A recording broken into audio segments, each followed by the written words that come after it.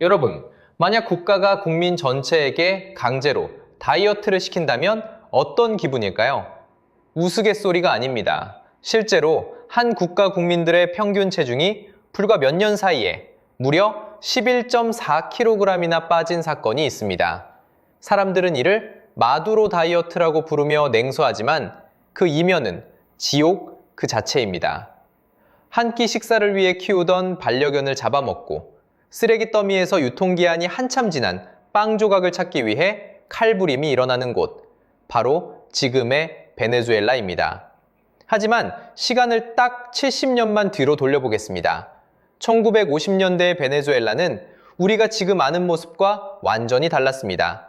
당시 이 나라의 1인당 GDP는 세계 4위였습니다.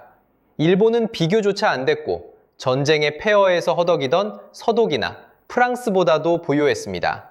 남미의 끝자락에 위치한 이 나라는 전 세계 이민자들에게 희망의 땅이었습니다. 유럽인들이 가난을 피해 짐을 싸서 카라카스행 배에 올랐고 거리엔 돈이 넘쳐났습니다. 기름값이 물보다 쌌고 국민들은 세금 한 푼 내지 않고도 최고 수준의 복지를 누렸습니다. 사우디아라비아보다 훨씬 더 많은 석유를 땅속에 묻어두고 세상에서 가장 화려한 파티를 즐기던 나라.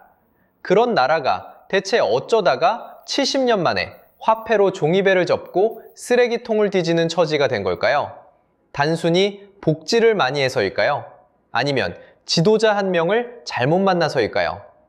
오늘 넥스트박스에서는 이 화려한 상자 안에 감춰져 있던 베네수엘라 몰락의 진짜 시스템적 암세포를 깊숙이 파헤쳐 보겠습니다. 베네수엘라의 비극은 아이러니하게도 전 세계적인 재앙이었던 1970년대 오일 쇼크에서 시작됩니다. 기름값이 폭등하자 베네수엘라엔 자고 일어나면 수조 원의 돈이 쏟아져 들어왔습니다. 이때 베네수엘라는 거대한 착각에 빠집니다. 이제 우리는 노력하지 않아도 영원히 부자로 살 수 있다는 착각 말이죠. 이것이 바로 돈은 넘쳐났지만 나라가 일하는 법을 잊어버린 상태. 경제학에서 말하는 네덜란드병의 시작이었습니다. 석유로 번 달러가 넘쳐나니 자국 화폐 가치가 비정상적으로 높아졌습니다. 결과는 어땠을까요? 농민들은 땀 흘려 옥수수를 키우는 대신 밭을 버렸습니다. 외국에서 수입해오는 게 훨씬 싸드니까요.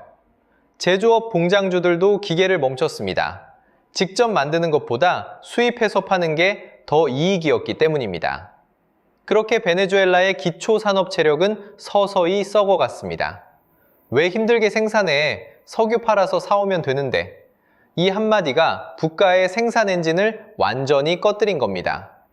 수출의 95%, 정부 수입의 80%가 오직 석유 하나에 의존하는 기형적인 구조였습니다.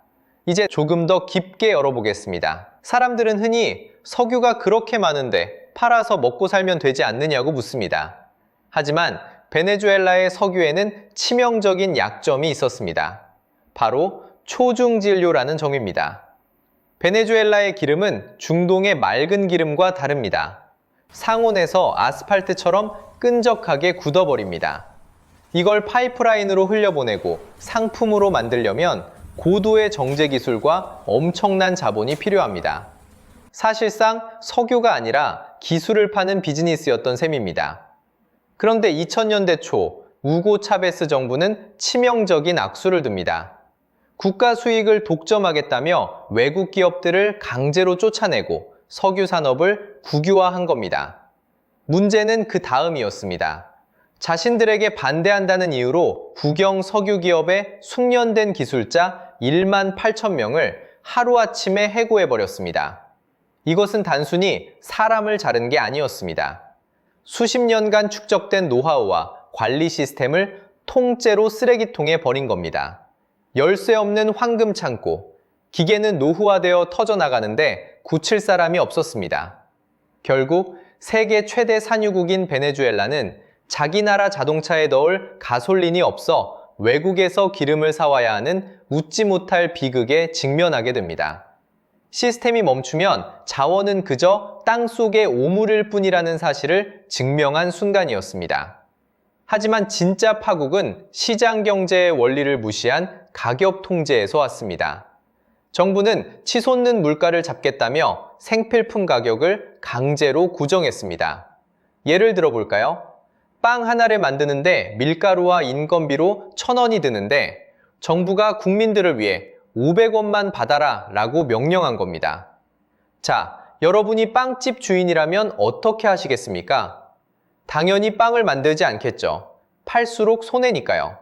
공급이 끊기자 시장에서 물건이 사라졌습니다. 정부는 이를 기업들의 음모라고 비난하며 공장을 압수했지만 기술 없는 공무원들이 운영하는 공장이 제대로 돌아갈 리 없었습니다. 부족한 물자를 메우기 위해 정부가 선택한 마지막 카드는 최악이었습니다. 바로 무제한 돈 찍어내기였습니다. 시장에 물건은 없는데 종이돈만 넘쳐나니 어떻게 됐을까요? 물가 상승률은 연간 65,000%를 돌파했습니다. 아침에 커피 한 잔 사 먹을 돈이 저녁엔 껌 한 알 값도 안 되는 하이퍼 인플레이션. 돈이 가치를 잃자 사회적 신뢰가 무너졌고 도덕이 사라진 자리에 약탈과 살인이 일상화되었습니다. 정치가 이념을 앞세워 경제의 호흡기를 떼버린 것. 이것이 베네수엘라 몰락의 가장 깊은 본질이었습니다. 베네수엘라의 비극을 보며 우리는 흔히 남의 나라 이야기라고 생각합니다. 하지만 여기서 보여드리고 싶은 것은 바로 노르웨이라는 이름의 상자입니다. 노르웨이 역시 베네수엘라만큼이나 석유가 많은 나라입니다. 하지만 그들은 석유로 번 돈을 당장 쓰지 않았습니다. 세계 최대 규모의 국부펀드를 만들어 미래 세대를 위해 저축하고 기술에 투자했죠. 공짜 정심의 유혹을 시스템으로 막아낸 겁니다. 그럼 이제 우리 대한민국을 보겠습니다. 우리는 석유가 한 방울도 나지 않는 나라입니다. 그래서 우리는 역설적으로 가장 강력한 자원을 가질 수 있었습니다. 바로 사람과 기술입니다. 베네수엘라가 땅속의 검은 행운에 취해 미래를 팔아치울 때 우리는 기댈 곳이 없어 밤을 새우며 반도체를 설계하고 자동차 엔진을 깎았습니다.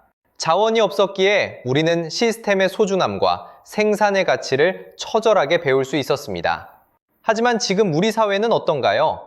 베네수엘라가 빠졌던 쉬운 돈과 포퓰리즘의 유혹에서 우리는 정말 자유롭다고 할 수 있을까요? 빚을 내서 미래 세대의 돈을 끌어다 쓰는 지금의 행태가 베네수엘라의 초기 증상과 닮아있지는 않은지 우리는 진지하게 자문해봐야 합니다. 오늘 넥스트박스와 함께 열어본 베네수엘라의 비극. 여러분은 이것이 단순한 운의 문제라고 생각하시나요? 아니면 우리에게도 닥칠 수 있는 예고된 결말이라고 생각하시나요? 여러분의 날카로운 통찰을 댓글로 남겨주세요. 구독과 알림 설정으로 다음 박스를 함께 열어주세요. 넥스트 박스.